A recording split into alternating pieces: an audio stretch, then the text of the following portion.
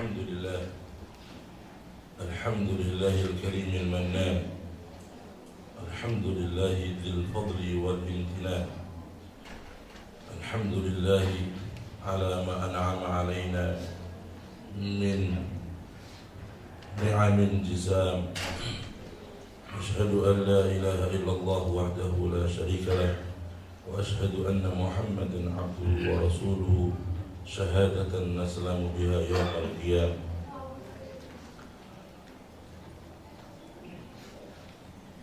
والصلاة والسلام على سيد الأنام سيدنا ونبينا ومولانا محمد وعلى آله وأصحابه البررة الكرام. أما بعد، أيها الإخوة والإخوان، السلام عليكم ورحمة الله وبركاته.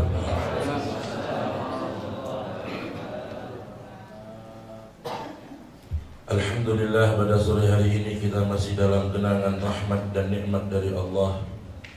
Dalam suasana yang baik, zahir batin, kita masih berkumpul di dalam majelis ilmu untuk mencari pahala di sisi Allah. Yuk kita niat duduk di sini karena Allah. Mudah-mudahan kita diterima oleh Allah. Mudah-mudahan majelis kita ini menjadi amalan maqbulah dan menjadi wasilah untuk kita kepada Allah. Mudah-mudahan Allah mengampuni dosa-dosa kita, mengabulkan hajat-hajat kita, dan memudahkan segala harapan kita. Amin Allahumma amin ya rabbal. Salatu wassalam, semoga salawat penuh berkah, penuh kemuliaan disampaikan kepada junjungan kita Nabi Agung Muhammad sallallahu alaihi wasallam beserta keluarganya, para sahabatnya yang setia dalam sunnah dan syariatnya. Saudara-saudara sekalian, masih di bulan Muharram yang kita kenal sebagai bulan yang mulia. Dan bulan Muharram ini adalah bulan di mana kita akan masuk pada hari yang mulia, yaitu yang disebut dengan hari Ashura. Hari Ashura, hari yang sangat dikenal kemuliaannya dan keutamaannya dari mulai zaman dahulu para anbiya dan orang-orang saleh. Di zaman Nabi Ibrahim alaihissalam, di zaman Nabi Musa alaihissalam, dan di zaman nabi-nabi sebelum kita, mereka itu semua memuliakan hari Ashura. Sebagaimana yang disebutkan dalam hadis Al-Bukhari bahwa Rasulullah sallallahu alaihi wasallam pada saat beliau masuk kota Madinah, hijrah ke Madinah, beliau menemui orang-orang Yahudi, mendapati orang-orang Yahudi mereka berpuasa pada hari Ashura. Maka ditanyakan kepada mereka, kenapa kalian berpuasa di hari Ashura? Faqalu huwa yawmun najjallahu fihi Musa wa Bani Israel min Fir'aun. Hari Ashura adalah hari di mana Allah memenangkan dan menyelamatkan Musa dan umatnya, yakni Bani Israel, dari cengkraman Fir'aun, dari kezaliman Fir'aun. Kemudian Rasulullah SAW bersabda, kalau memang demikian, maka kami lebih berhak berpuasa dari kalian. Hadis ini hadis yang sahih, riwayat Imam Bukhari. Tentunya cukup menjadi dasar buat kita semua bahwa hari Ashura bukan hari biasa. Hari Ashura bukan hari yang seperti hari-hari yang lain. Artinya sudah disepakati oleh para ulama bahwa hari Ashura hari yang istimewa, hari yang mulia, hari yang agung. Sehingga kita apabila menyambut datang hari Ashura, apabila kita menemui hari Ashura, maka hendaknya kita memiliki suasana batin untuk memuliakan. Sebab memuliakan hari Ashura termasuk memuliakan syiar-syiar Allah, dan memuliakan syiar-syiar Allah termasuk tanda ketakwaan hati kita. Qala Allah Ta'ala, "Wa man yu'azzim sya'airallahi fa innaha min taqwal qulub." Barang siapa yang memuliakan dan mengagungkan syiar-syiar Allah, maka itu termasuk tanda ketakwaan hati. Apabila seorang muslim ingin mengetahui dirinya apakah betul-betul sudah meningkat imannya, maka tandanya adalah mengagungkan syiar-syiar Allah. Syiar-syiar Allah itu simbol-simbol keagungan Allah. Dan banyak sekali syiar-syiar Allah, termasuk hari Jumat itu syiar-syiar Allah. Maka hendaknya seorang mukmin apabila kedatangan hari Jumat memiliki rasa memuliakan hari Jumat. Faqad kana Nabi sallallahu alaihi wasallam yu'azzimu wa yukhassisu yawmal jum'ah bi'amalin la ya'maluha illa fihi. Dahulu Rasulullah sallallahu alaihi wasallam dari amaliyah beliau itu memuliakan hari Jumat sampai-sampai beliau mengkhususkan beberapa amalan di hari Jumat yang tidak diamalkan di hari yang lain. Para ulama telah menulis banyak hal dalam hal ini, ya, dan di antara Ibnu Qayyim rahimahullah dalam Zadul Ma'ad menulis bab khusus tentang keutamaan hari Jumat, dan beliau di situ menyebutkan kurang lebih 50 khususiyah, 50 keutamaan hari Jumat beliau tuliskan dalam kitab Zadul Ma'ad. Termasuk daripada keutamaan hari Jumat, Rasulullah sallallahu alaihi wasallam beliau dahulu mengkhususkan baju untuk Jumatan. Faqad warada fil hadis, diriwayatkan dalam suatu riwayat yang kuat bahwa Nabi itu kana lahu thiyabun khassah lil Jum'ah. Kanjeng Nabi itu memiliki baju yang khusus untuk hari Jumat, yakni untuk sholat Jumat. Kenapa demikian? Ini karena memuliakan.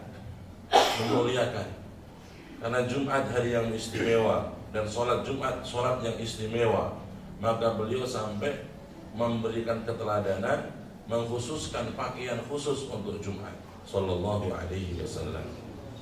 Alangkah kita apabila meniru, ya, ini sebuah satu langkah yang baik kalau kita mencontoh. Apabila kita mengajar di Hidayatullah pada hari Jumat, kita siap-siap di samping seragam juga kita bawa pakaian-pakaian yang lebih sunnah, yaitu hari berpakaian putih, ya. Karena kalau kita mementingkan seragam daripada sunnah, ini berarti suatu kekurangan bagi kita. Walaupun seragam jenengan ini tidak sesuai sunnah pada hakikatnya. Kalau hari Jumat, sholat Jumat, sunnahnya itu adalah pakaian putih. Ilbasu min thiyabikum fihil bayad. Kalau kalian Jumatan pakai baju putih, pakaian putih, sunnahnya begitu. Tapi karena kita atau panjenengan terikat dengan pakaian seragam, maka disiasati berangkat tetap pakai seragam. Tapi ketika Jumatan, insya Allah diusahakan pakai baju yang putih. Insya Allah bisa, amin Allahumma. Nanti kalau sudah sepakat, minta dibelikan sama Habib Idrus, insya Allah. Insya Allah bisa. Tapi kalau sudah sepakat dibelikan nggak dipakai, itu namanya celokoplo. Jadi ini namanya memuliakan hari-hari yang mulia. Termasuk hari Jumat. Sekarang banyak umat Islam hari Jumat dianggap biasa. Umat Islam menganggap Jumat hari biasa. Bahkan lebih parah lagi, banyak orang Islam menganggap hari istimewa itu hari Ahad, hari Minggu dalam bahasa Yahudi. Hari Ahad, hari Sabtu dimuliakan. Padahal yang perlu kita muliakan dan sunnah kita muliakan adalah hari Jumat. Ini penting. Ayo kita bersama-sama menanamkan kepada anak didik kita juga begitu. Anak-anak sekolah ini sekarang, mereka itu nggak ada kepedulian kepada syiar Allah yang namanya hari Jumat. Maka bagaimana caranya dengan punya amanah di sisi Allah, menanamkan kepada anak-anak didik kita di Hidayatullah ini bagaimana itu kemuliaan hari Jumat. Pelan-pelan, sedikit-sedikit diajarkan. Kalau tidak ada satu usaha, bagaimana mau hasil? Harus ada usaha. bagaimana cara menanamkan mulianya hari Jumat kepada anak didik kita. Hari Jumat banyak hal yang dikhususkan, diperbanyak sholawat di hari Jumat. Allahumma shalli ala Muhammad. Waqad warada fil hadits sahih, akthiru alayya minas shalah fil yaumil azhar wal lailatil gharra. Perbanyaklah sholawat kepadaku, kata Rasul, di malam Jumat dan harinya. Ini perintah Rasul, jelas dalam hadis. Tapi kita nggak ada usaha. Jarang kita berusaha menanamkan dalam anak-anak didik kita untuk senang sholawat di hari Jumat. Bagaimana ini? Maka ini tanggung jawab kita semua, para pendidik, para ustadz, para guru, yayasan juga. Karena kita sudah mengatakan kita ahli sunnah. Ini sunnah. Kalau itu gak sunnah, mau cari sunnah dari mana lagi kita? Sunnah adalah perintah Rasul, atau persetujuan Rasul, atau sifat Rasul, atau perilaku Rasul. Dan Rasul dalam ini bukan hanya memerintahkan kita perbanyak sholawat di hari Jumat. Berarti ini sunnah yang perlu kita amalkan dan kita ajarkan kepada anak didik kita. Nah, tanamkan dalam anak didik kita memuliakan syiar-syiar Allah, di antaranya hari Jumat. Nah, maka hari Jumat harus digambarkan kepada anak didik kita hari yang istimewa, hari yang mulia, hari yang banyak ibadah-ibadah khusus di situ, termasuk adanya hari Jumat. Diajarkan agar mereka berangkatnya lebih awal. Kalau perlu diliburkan dulu hari Jumat, mungkin 1 jam sebelum pelajaran sudah diliburkan pelajarannya dan digiring bareng-bareng, dikawal untuk ke masjid. Ini perlu. Saya kira yayasan juga berpikir masalah ini. Karena kalau tidak ada usaha dari kita kerjasama, berarti kita ini bukan menghidupkan sunnah, mematikan sunnah ini. Perlu yayasan juga memberikan kebijakan bagaimana sekolahan 1 jam sebelum Jumatan itu sudah free dulu, dan semua guru ditugas untuk membawa setiap anak didiknya, katakanlah 20, 30, dan mengawal mereka untuk itikaf di masjid, duduk di masjid, baca Al-Quran, surat Al-Kahfi. Ya, apakah di Hidayatullah setiap hari Jumat anak-anak baca surat Kahfi? Ya, berarti ini Hidayatullah bukan ahli sunnah, manusia setengah ahli sunnah ini. Ya, ini mohon bisa Habib itu kebijakan ini Habib. Jadi nanti tolong ini. Sebab ini praktek yang begini yang penting. Kalau kita cuma ilmu terus, mana amaliyah kita? Harus ada.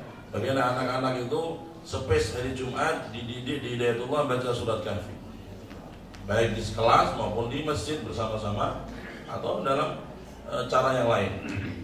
Sebab mereka ini di rumah sudah nggak akan dididik semacam itu. Jadi jangan mengandalkan wah di rumahnya sudah diajari bapaknya, ibunya, enggak itu kan.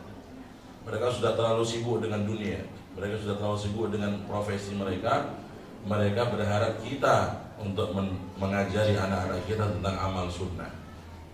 Ini tolong kerjasama masalah ini, ya, bagaimana menanamkan ta'zim, memuliakan syiar Allah termasuk hari Jumat. Perbanyak sholawat di hari Jumat dan anak-anak kita ajarkan. Kemudian surat Kahfi jangan sampai ketinggalan. Itu sunnah thabitah Nabi. Ya, dan bagaimana Jumatan lebih awal, jangan sampai terlalu anak-anak didik kita terbiasa berangkat sudah khutbah yang kedua baru berangkat. Ya, Rabbana atina fid dunya hasanah wa fil akhirati hasanah wa qina adzabannar. Motor baru nyala. Itu ternyata gurunya. Ini parah nanti ini. Karena kalau sudah mau guru kencing berdiri, murid kencing berlari. Saudara-saudara, ya, mohon maaf. Karena itu saya pernah mengalami begitu. Ya, karena saya itu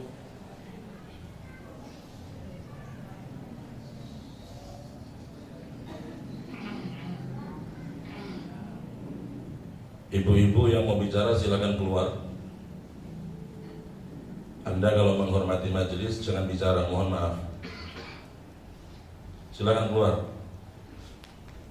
Silakan.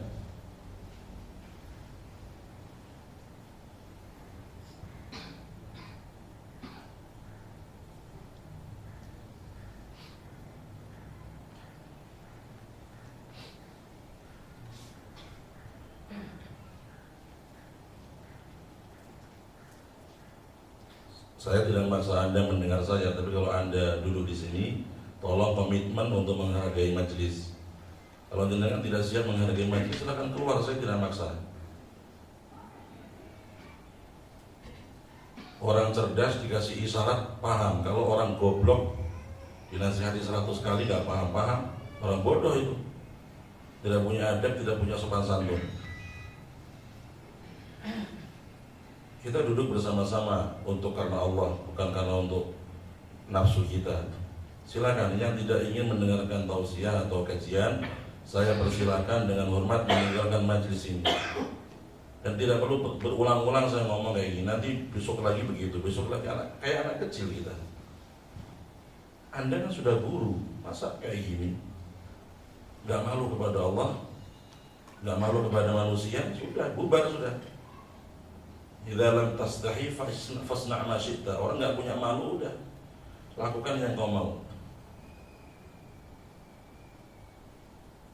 Ya, jadi mohon kita kerjasama yang baik. Anda tidak dipaksa untuk hadir di majelis ini. Silakan. Ya, silakan kita main-main gampang aja. Yang mau hadir mohon dengan hormat menghargai majelis. Ya, apabila yang kalau bisa temannya sebelahnya mungkin ribut atau mau ngerumpi, dikasih tahu. Anda termasuk dakwah.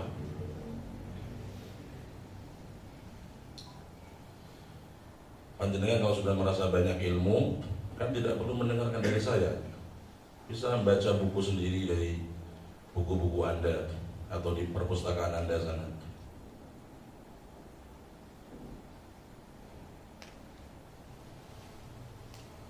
Saya mohon maaf ini ya, kalau besok terulang lagi sudah, berarti Anda itu orang-orang. Saya minta tolong ya Habib terus masalah ini, masalah adab. Kalau kita sebagai guru atau jenengan yang bicara saya dengerin aja deh, lebih enak deh. Ayo monggo, yang mau bicara monggo masuk depan sini, saya tak duduk di belakang Habib terus. Lebih enak saya dengerin.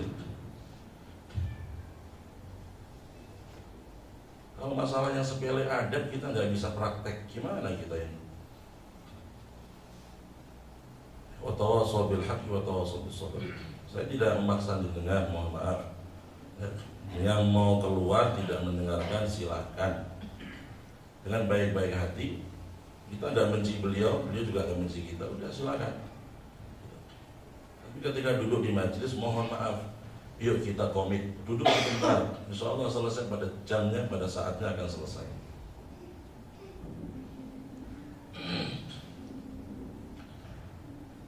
Saudara sekalian yang kami muliakan, dan di antara hari-hari yang mulia adalah hari Asyura. Hari Asyura kita disunahkan di hari Asyura untuk berpuasa. Dalam hadis yang banyak sekali dan sanadnya sahih, kita dianjurkan untuk berpuasa oleh Nabi Muhammad SAW. Dan Rasulullah menyatakan bahwasanya puasa hari Asyura itu menghapus dosa 1 tahun yang lalu.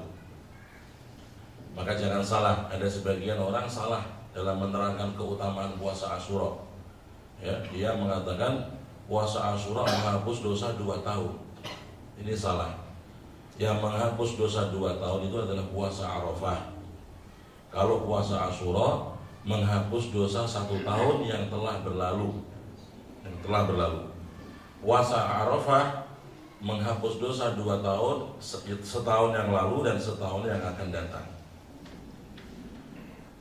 Di dalam masalah menghapus dosa 1 tahun ini ada pembahasan. Al-Imam Nawawi dalam kitab Majmu' menyampaikan komentar yang bagus, bahwa puasa Asyura itu menghapus dosa 1 tahun apabila dosanya dosa-dosa kecil, az-dzunub as-shaghair, dosa-dosa yang kecil.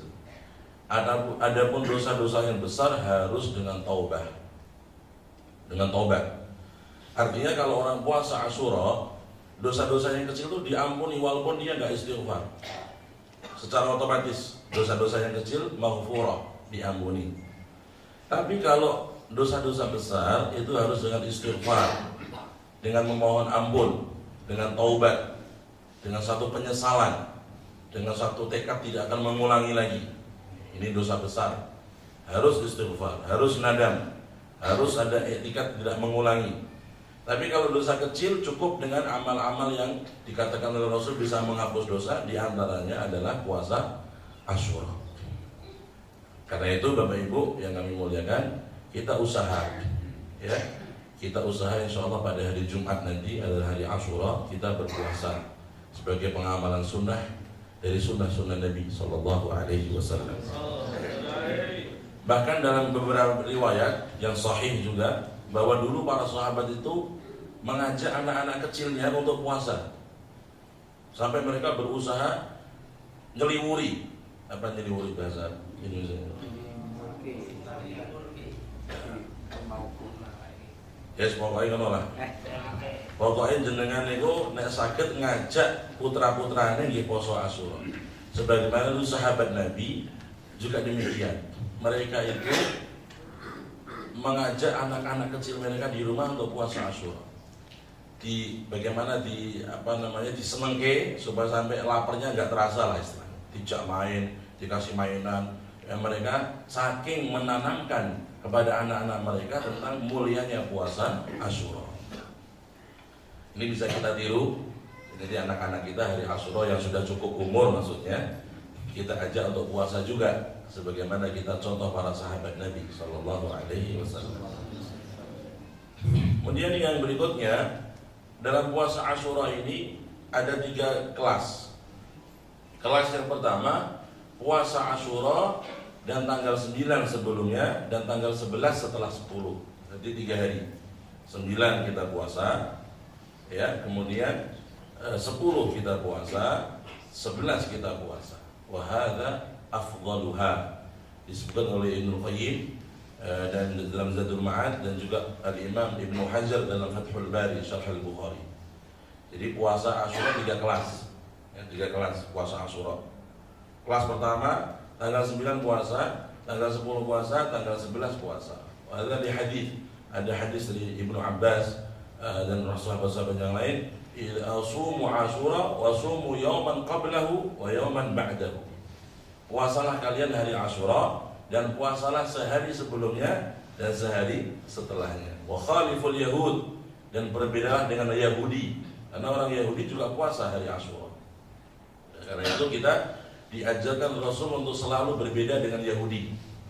Jadi umat Islam ini harus memiliki satu jiwa yang mandiri, punya jati diri. Jangan sampai kita ini selalu norok buntah, ikut-ikutan sama Yahudi. Yahudi punya tren satu pakaian, kita ikut. Nanti Yahudi punya tren masalah gaya rumah, kita ikut. Yahudi punya satu tren tentang gaya rambut, kita ikut. Nah, berarti kita sudah terjajah oleh mereka. Jangan sampai kita mengikuti millah Yahudi. Walan tardha ankum ankal yahudu walan nasara hatta tattabi'a millatahum. Ini anak-anak kita sekarang, masya Allah, rambutnya itu ada yang model kayak John Lennon, gitu. Ada yang rambutnya kayak Lionel Messi, ada yang rambutnya kayak Ronaldo. Ada pemain-pemain bola ini termasuk alat orang Yahudi untuk propaganda budaya mereka. Nah, itu anak-anak kita harus dipahamkan. Kalau nonton TV ditemani, nah ini orang kafir. Kalau boleh tonton tapi jangan ditiru. Dipahamkan. Anak-anak kalau nggak ditemani, dia menyangka itu bagus. Wah, ini tren, ini bagus, dia niru. Tertanam di hati mereka cinta kepada milahnya Yahudi Nasrani. Nauzubillah min dzalik. Harus kita temani mereka, kita pahamkan. Islam punya budaya sendiri, Islam punya jati diri sendiri, Islam punya adab berpakaian sendiri, yang itu semua mulia dan berpahala. Karena itu dalam riwayat Nabi pernah panjangkan rambut sampai ke pundak, dan Nabi pernah pendekkan rambut sampai ke ujung telinga. Kenapa demikian? Karena Rasul itu melihat trennya Yahudi. Kalau Yahudi Madinah itu panjangkan rambut, beliau pendekin rambut. Kalau Yahudi pendekin rambut, beliau panjangkan rambut. Karena beliau tidak mau sama dengan Yahudi. Allahumma sholli ala Muhammad. Intinya di situ intinya. Jadi kita harus menanamkan anak kita tuh gak boleh seneng Yahudi. Gak boleh mereka itu menganggap yang dari Yahudi bagus, baik. Ini berbahaya sebab mereka itu ingin menghancurkan Islam dengan berbagai cara, termasuk sekarang adalah media-media komunikasi, media-media televisi, semua ini propaganda mereka untuk merusak generasi kita, anak-anak kita. Dan ini hari Asyura, Rasul juga mencontohkan, walaupun Yahudi puasa, kita juga puasa, maka kita dianjurkan oleh Rasul untuk puasa sehari sebelumnya atau sehari setelahnya atau tiga-tiganya. Kita sumu yauman ba'dahu, yauman qablahu. Berarti 3 hari. 9, 10, 11. Wa hadza afdaluha. Kalau yang kedua, kelas kedua ya, yaitu kita puasa 9 dan 10. 9 dan 10 atau 10 dengan 11. Dan kelas 2. Dan ada hadis Nabi SAW, "Lau baqitu ila qabilin la asumanna tasi'." Seandainya aku panjang umur sampai tahun depan, aku akan puasa 10 dan 9. Ini jumhur ulama mengatakan Nabi kepingin kalau tahun depan masih hidup, kepingin puasa 9 dan 10, tapi ternyata beliau sedo pada tahun itu. Nah, tapi hadis ini menunjukkan bahwa apa? Kalau bisa orang puasa 10 Asyura ditambah dengan 9. Atau kalau nggak bisa 9-nya adalah apa? 10 11-nya. Nah, andai kata tidak bisa, minimal dengan puasa pada hari tanggal 10 saja, Asyura. Tanggal 10 saja. Dapat pahala dan dapat sunnah menurut jumhur ulama. Hanya sebagian ulama dari mazhab Hambali, mereka memakruhkan orang puasa pada hari Asyura saja. Yukrah, dimakruhkan puasa pada hari Asyura saja, itu makruh kalau satu saja. Tetapi ini tidak jumhur ya, sebagian ulama. Jumhur ulama tetap sunnah walaupun hanya hari Asyura, selama kita niatnya tidak meniru Yahudi. Kalau meniru Yahudi niatnya ada haram, dosa. Kita karena mampunya 10, sunnah kita lakukan semampu kita. Jangan sampai ada tujuan meniru Yahudi. Ya. Karena taksisul som ini Al-Imam Tahawi, ya, seorang ulama besar dari mazhab Hambali, Imam Tahawi, itu mengatakan Rasul melarang puasa hari Jumat khusus. Naha Rasulullah an shaumi yaumil Jum'ah, an ifradil Jum'ah bisawm. Nabi melarang orang mengkhususkan hari Jumat dengan puasa, dilarang. Begitu juga hari Sabtu. Dari Abdullah bin Amr, dari dalam hadis yang sahih, naha Rasulullah SAW an shaumi yaumil Sabt. Rasul melarang orang puasa hari Sabtu. Jadi kalau Sabtu saja khusus makruh, dilarang. Begitu juga hari Jumat saja itu makruh, wakila haram. Tapi kalau dua-duanya malah nggak haram, nggak makruh. Puasa Jumat dan puasa Sabtu, atau Kamis dan Jumat, atau Jumat dan Sabtu. Ini nah, Imam Tahawi memiliki satu kejelian. Apabila kita renungkan, Rasul melarang puasa hari Sabtu, kenapa? Karena hari Sabtu itu hari yang diagungkan oleh Nasara. Mereka mengagungkan hari itu. Karena itu tidak boleh orang berpuasa di hari Sabtu khusus, karena itu mengandung tasyabbuh, menyerupai orang-orang Nasrani ahli kitab. Sama halnya, kalau kita itu puasa hari Asyura saja, tapi kita tidak ada niat tasyabbuh dengan Yahudi, maka itu tidak makruh menurut jumhur ulama. Tapi kalau kita niatnya tasyabbuh, bisa jadi haram.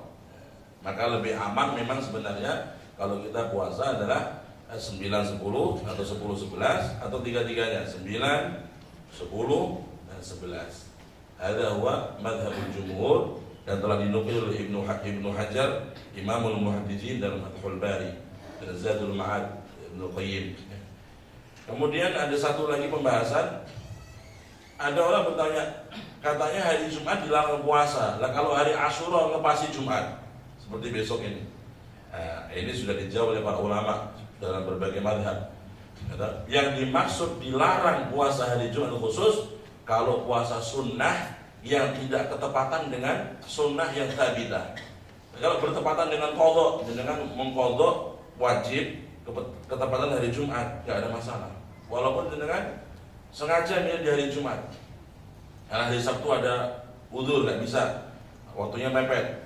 Hari ini ada udzur, dengan mengqadha puasa pada hari Jumat untuk qadha Ramadan, nggak masalah, nggak dilarang. Ya. Kemudian juga kalau bertepatan dengan hari mulia Arafah, ketepatan hari Jumat, maka puasa. Atau Asyura bertepatan hari Jumat, puasa. Karena larangan itu larangan yang artinya selama tidak berhubungan atau bertepatan dengan sunnah-sunnah yang thabitah. Apabila berhubungan dan bertepatan dengan sunnah thabitah atau qadha atau nadar, maka hukum larangannya dicabut, tidak menjadi dilarang lagi. Jangan umpamanya nadar, kalau saya dapat begini akan puasa 1 hari, langsung apabila hajat saya terkabul hari ini, besoknya saya langsung puasa. Ternyata kabul hajat dengan terkabul hari Kamis, jangan sudah nadar puasa besoknya langsung, fa shaumu yaumul jum'ah menjadi wajib. Puasa nadar wajib di hari Jumat dan tidak dilarang, tidak masuk dalam larangan. Ikhwah sekalian yang saya muliakan, adapun di hari Asyura, orang-orang yang menganjurkan bercelak, ya, barang siapa yang bercelak di hari Asyura tidak akan sakit mata sepanjang tahun. Wah, murah, gratis ya. Ini tidak ada hadisnya, tidak ada dasarnya. Begitu juga hadis yang mengatakan barang siapa yang mandi pada hari Asyura, maka ya insya Allah badannya akan wangi setahun. Waduh, murah ya. Sabun insya Allah gak tukun lah itu. Ini juga tidak ada hadisnya, ya, tidak ada dasarnya. Banyak orang mengarang hadis masalah hari Asyura, termasuk hadis yang mengatakan barang siapa yang di hari Asyura membuat senang keluarganya atau istrinya, maka akan luas rezekinya sepanjang tahun. Ini hadis-hadis yang lemah, bukan hadis yang palsu, bukan hadis yang sahih, tapi hadis yang lemah. Sanadnya semuanya lemah. Hanya Imam Baihaqi mengatakan wa min kathrati turuqihi adh-dha'ifah qad shara hasana. Menurut Imam Baihaqi ulama besar dari Imam Syafi'i, dari mazhab Syafi'iyah, dari beberapa sanadnya yang banyak walaupun lemah bisa dianggap hasan, dengan sanad yang hasan. Tapi dibantah oleh banyak ulama dari mazhab yang lain bahwa karena ini kalau lemah biasa, ini terlalu lemah. Kalau bahasa kita sudah loyo bener, jadi nggak bisa dikatrol lagi. Intinya kita di hari Asyura itu yang paling sunnah muttafaq adalah apa? Puasa. Adapun yang lain-lain itu ada hadis yang lemah, ada sebagian yang adalah maudhu, palsu, ya. Jadi jenengin istri jangan nunggu hari Asyura, setiap hari senengin. Yang senang mie ayam belikan mie ayam setiap hari. Yang senang bakso belikan bakso setiap hari. Yang senang duit, ya, kasih duit setiap hari. Saya penting jenengan duit wae. Nek duit terus terang, Dik, aku dompetku pas kosong. Ya wes, njaluk ngapura ya. Donga wae iki mulai tahajud ya muga-muga ono rezekine lah gitu. Jadi jangan pura-pura ya toh dompet kosong ketoke wong duwe malah dijalui terus sampean. Jadi saudara-saudara, ini hari Asyura juga terakhir.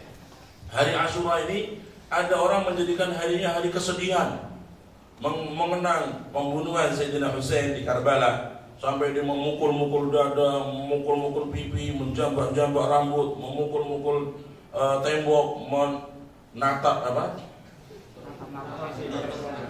menjeduk-jedukkan. Nah, bahasa Indonesia membentur-benturkan kepala ke tembok, ya, sambil memanggil ya Husain, ya Husain, ya Husain, ya, atau mengadakan majlis di situ melaknat para sahabat dan Allah. Ini ada satu amalan orang-orang Rawafid, orang-orang yang Rafidi.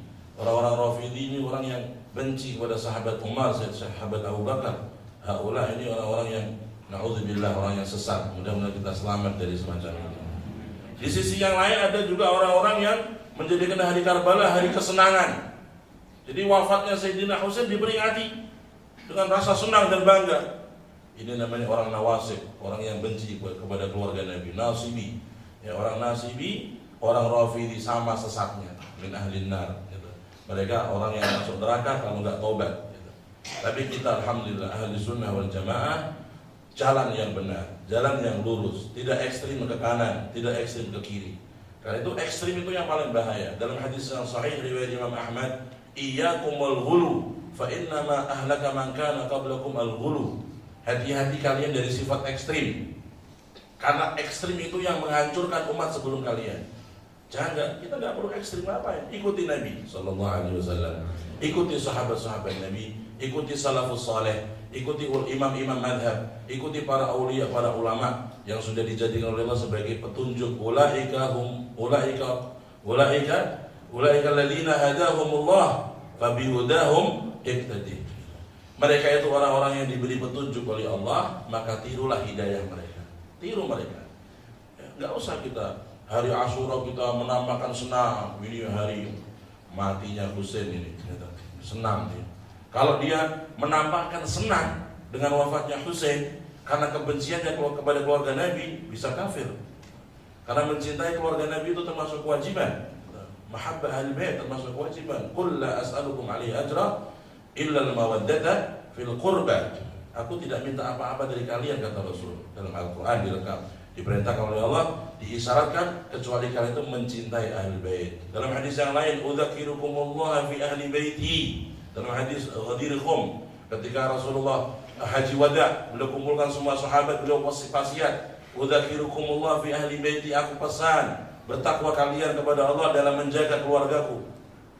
Kita perintah untuk mencintai ahli bait, keluarga Rasul, istri-istri beliau, anak cucu beliau, keluarga beliau, ahli kisah, Al-Hasan, Al-Husain, Fatimah Az-Zahra, Ali bin Abi Thalib, dan anak cucu mereka. Ini semua kita diperintahkan. Ini syariat. Ini syariat. Bukan kita terus karena hawa nafsu. Syariat. Sayyidina Abu Bakar Siddiq dalam riwayat yang sahih, urqubu Muhammadan fi ahli baiti. Urqubu Muhammadan fi ahli baiti. Jagalah kehormatan Nabi Muhammad dalam menjaga keluarganya. Itu perintah Sayyidina Abu Bakar Siddiq. Sayyidina Umar bin Khattab bagaimana memuliakan keluarga Nabi? Pernah diriwayatkan dalam satu hadis yang sanadnya kuat juga, Sayyidina Umar mendapat ghanimah yang banyak. Lalu beliau membagi ghanimah. Kebetulan beliau memberikan kepada Hasan dan Husain 2 kali lipat daripada anaknya sendiri, Abdullah bin Umar. Fasal, Abdullah bin Umar tanya, wahai abah, kau berikan Hasan Husain 2 kali lipat daripada aku. Faqala Sayyidina Umar, hal laka abun mithla abih, hal laka ummun mithla ummih, hal laka jaddun mithla jaddih, sallallahu alaihi wasallam. Hai Abdullah bin Umar, kenapa kau protes? Aku khalifah, aku membagi sesuai kemauanku. Aku punya hak. Apakah kau punya ayah seperti ayah mereka berdua? Apakah kau punya ibu seperti ibunya mereka berdua? Ibunya mereka ini Fatimah Zahra, putri termulia, wanita termulia. Abahnya Ali bin Abi Thalib, datuknya adalah Nabi Muhammad sallallahu alaihi wasallam. Maka ini pendidikan dari Sayyidina Umar bagaimana memuliakan keluarga Rasul. Maka jangan sampai kita menampakkan senang dengan wafatnya Sayyidina Husain.